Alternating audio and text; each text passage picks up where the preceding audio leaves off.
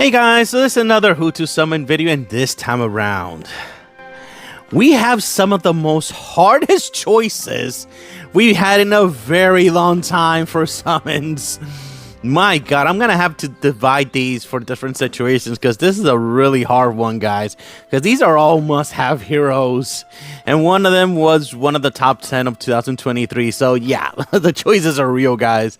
But don't worry, I'll help you out with that. So, and for the 4 stars, it's completely the opposite. That's gonna be really quick as well. As like my old videos, last videos, I'm gonna try to make it real quick this time. So let's start with the elephant in the room, Aurelia. Aurelia +1 is freaking amazing. I spoke about her very directly on my last video about her. I think she's a must-have. Her +1 is absolutely crazy.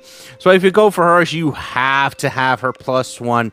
This will open up many things for you in the game, which is specifically immortal killing. And for certain events, you're not able to beat other players in the rankings unless you have immortal killer. And this is the only immortal killer in the entire freaking game that you can get it at +1. The other immortal killers, you need to get them +5. So yeah, this is accessible for everyone.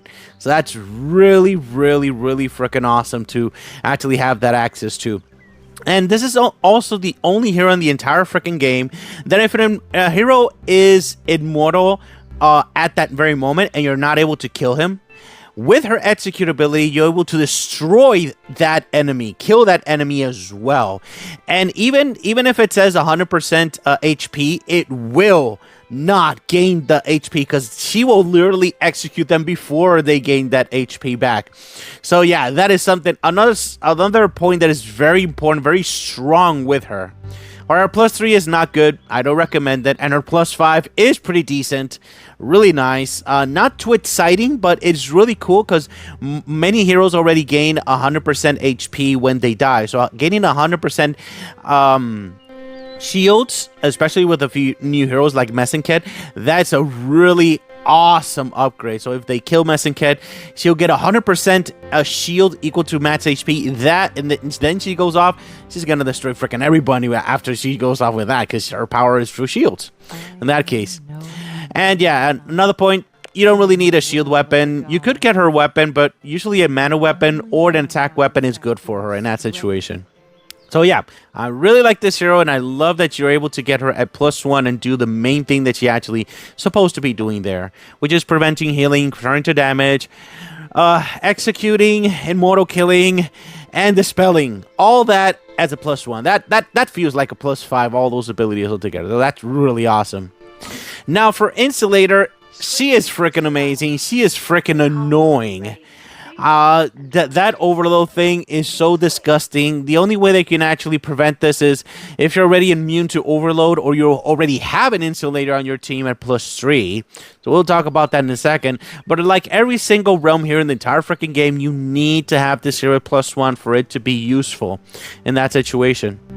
Because you really need that realm to go off right off the bat and cancel out the enemy realms in that situation. But at this level, she only is going to do overload by 50%. And in my experience, it's not too crazy. It's 50% there.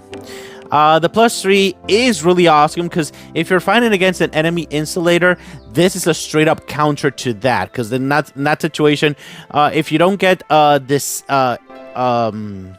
pretty much dispelled with that buff, you will be immune to overload in that case. But if you're using Red Streets, it's gonna be it's not gonna be dispelled, so that's really awesome. But this is a good counter for enemy Insulators in that case. And the +5. This +5 is really freaking powerful. When she's on defense, you're gonna want to kill her. And when you do try to kill her, you're gonna have your entire freaking team with 100% overload, which is so freaking annoying and can decide fights by far. So that is really scary, really problematic in that case. And if you get overloaded by the entire freaking team, chances are you're going to die unless you have a hero that goes off without having to use mana. Examples of that are Director N, Molly, and all those heroes that just activate with their search abilities and things like that. So yeah, she can decide an entire freaking fight. She in many fights that you fight against enemies that are higher power, if they get 100% overload, they have a really huge advantage, and you'll be able to defeat them. So that's really powerful hero. Highly recommended if you play yellow for sure. She's by far the best enemy realm user in the game, because the other one, Haley, it depends on the enemy healing, things like that, but not this one. This one is everywhere, even versus bosses, even PvP. She's very relevant, but more than anything in +5, because once it's at +5, every single time they go off, they have 100% overload, and that's when you're going to notice that's going to have a lot more problems.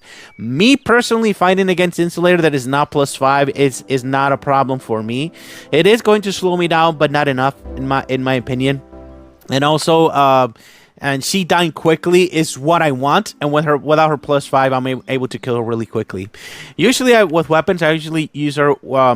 I usually see her with shield weapons, because you do want her to survive as much as possible. Everybody's gonna want to kill this hero if she's on defense, and you need a good shield weapon. Her weapon is good. Any other shield weapon as well can actually be useful for her. And Intelligence has a lot of good shield weapons.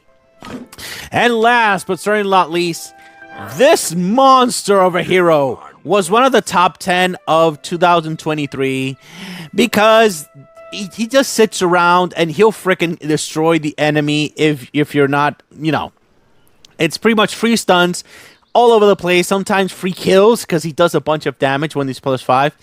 And the best thing about him is that you don't need a realm to actually make him do his thing. He'll do it on his own, without any problems, even if +1, things like that, if you're stunning and things like that. So let's talk about that real quick here. When he is +1, he'll get lifesteal. He'll usually get a bunch of healing when he actually does damage with his counter. Most of his damage is going to come from his counter more than anything. And also the ability to actually hit a second time with the lupine thing. This is more relevant when he's at +5, because at +1 he's not going to do a lot of damage with his stuns. However, with his counter attack ability.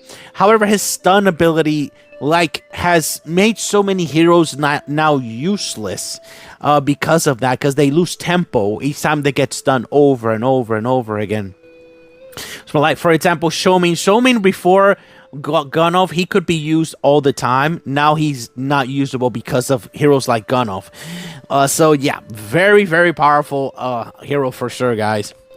And the +3 is super valuable, specifically when you want to put him on defense and want to actually give him a weapon, which is the whip.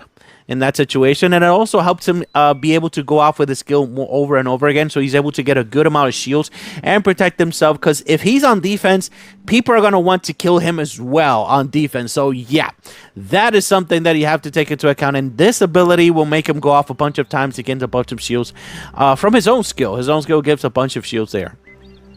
And his +5, once you get him to +5, this is when he's able to actually do a bunch of damage, because this stacks 4 times. It's going to do 200% damage dealt let's see, damage dealt, pretty much damage dealt 200%, and it can't be dispelled. So when it gets to 200%, that's when the actual enemies start to die, because that amount of damage is no joke, guys. If blue is your main color and you don't have Gunoff at +5, you got to check yourself. Gunoff is one of the very, very must-haves in blue. And if you don't have Gunoff in any level, I don't know what you're doing, guys. You got to get Gunoff, man. Even at +0 just for the stuns. But I think his sweet spot more than anything is +3, because he really needs this 25% mana to actually help him get more and more things. But honestly, you're able to use it at +0, because the thing is that his stuns is what makes the tempo of the game go to your favor every single time. So yeah, even if you haven't, let me change that. His sweet spot is +0. Let's be honest. Because if you're bringing in Gunoff, you want the stuns to make the enemy be able to not gain mana and then lose their tempo and things like that. His highest upgrade in Awakenings, I would say it's +3. However, this +5 changes him and sometimes makes him the main damage dealer in your team. So highly recommended to get his +5. But if not, just get him at +0. You're going to want him to actually stun everything in the game pretty much. And for weapons, you can give him the whip. You can give him his own weapon. You can even give him Lupita's weapon. He's a very He's a hero that is very flexible in different ways with his weapons. So you can use him as your energy holder if you have him +3 because you're gonna get the mana back and things like that. And this to protect them, and or Lupita's weapon to do a bunch of damage if you have him +5 and you want to do a bunch of damage with his counterattack. So yeah, Gunoff is very powerful. Do not underestimate him. At +5, he is an immortal killer as long as he does the damage directly to the HP. So yeah, very powerful hero. Do not, if you don't have Gunoff, do not sleep on Gunoff. Oh my god, if you don't have Gunoff, I don't know what's going on with you guys. Now, let's talk about the 4-stars real quick. So, out of these, yeah, there's not good options. Don't get Dylan. He looks cool. He's not good, guys. Lion, nah. I've never seen anybody use this guy, so no, don't use Lion. Claquette, on the other hand, is a good hero, giving shields. He's fast. He's able to hold the whip. And yeah, if you're free to play, he's definitely an awesome hero to have in your team, for sure. Ada, on the other hand, is not a good hero. Do not get Ada. I don't care how much you like her. Do not get her, guys. Open-minded. Brynhild, I'm a fan of Brynhild. I really like her in that situation because she actually goes off, and when she burns the healings there, you actually gain the mana back in that case. So that's really freaking awesome. So I do recommend you to use her. She's a nice whip holder, but you want her really for fights in which there's a lot of healing there. So she's pretty awesome hero. And Callisto, I mean, if you don't have Nan, if you don't have Arthur, Callisto is a must-have for you. It doesn't matter which level in the game you are. If you don't have the 2 heroes that I just mentioned, you are going to need Callisto, because Callisto is going to raise the frickin' attack from the entire your yellow team by 43%, and that is an incredibly powerful buff. If you don't need her specifically for the buff, you can use her to actually hold the whip, to actually get that mana back by 60%. Now, out of all these heroes, which one of these heroes is my #1 option out of these? Honestly, I'm going to have to divide it by 2 sections. If you only plan to get the hero to +1, you got to get Aurelia. In this case, it doesn't matter if you don't play yellow. It doesn't matter if you play yellow. Get Aurelia.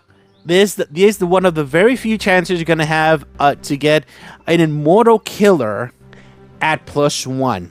And a mortal killer that kills heroes straight up without even letting them heal. Yeah, that is priceless. Specifically in PvE, it's gonna be very useful for you in racing the event. So you don't get like the last places in events. Yeah, you're gonna want to have Aurelia for your team for sure. It doesn't matter which level you are. So yeah, you're definitely gonna need Aurelia if you plan to only get her to +1. Now, if you plan to go even more than that, I mean, or even +0, I think I'm gonna go with Gunoff. If you're only plan to get a +0, if your main color is blue, if you plan to get a +5, +3, whatever Gunoff is, you gotta have him on your team, guys. The main reason is that you're not gonna need a realm, so he's always gonna do his thing over and over and over again, and I do not know a blue team that does not want Gunoff. I mean, everybody wants Gunoff. He is an amazing, incredible, disgusting hero, and for good reason. He was one of the top 10 heroes of 2023, guys. So yeah, you can't sleep on Gunoff. +0, +5, whatever. And last, but certainly not least, out of all these heroes, if you already have Aurelia and your main color is yellow, Insulator is an easy recommendation. You do need to get her as high as possible, at least to +5, but that's just me in my world. If you want to actually just use her at +1, you are able to use her versus if you use a yellow team, your main color is yellow, you can definitely use Insulator in that situation. She's not going to be so crazy at +1 or +3, but if you make yourself actually try to focus on getting her at +5, she will be your main hero, one of your main heroes in yellow until this game ends. I promise you that +5 changes everything, makes everything so much harder. If you're free to play, +1 is probably going to be more than enough, because a lot of players are not going to have a lot of mana to play around with stones and things like that. So probably in +1 and free to play is going to be crazy, but in every other levels, +5 Insulator is an absolute monster. if I didn't focus on getting this hero, I would have went for Insulator, guys, because this hero is disgustingly powerful for sure. I would have went for the +5, but it's too late. It's too late. I don't have any more gems or summons to focus on Insulator, so I'm gonna have to try it another time. But so that's that. So now let's talk about the 4 stars. I already spoke of these guys are not good. Claqueta is awesome. So out of these, my number 1 option here is definitely gonna be Callisto. Callisto here is an amazing hero. She is needed on your yellow team if you don't have Nun or Arthur there. And second choice, I think I'm going to go with Claqueta. Because Claqueta, you're able to use him all the time, over and over and over again. And third choice is definitely going to be Bring Hail for sure in that situation. Alright guys, that's pretty much it. If you have any questions, if you have any concerns, please leave it in the comments and we'll talk about it. Alright, thank you very much for watching guys. Have a great day. Bye-bye.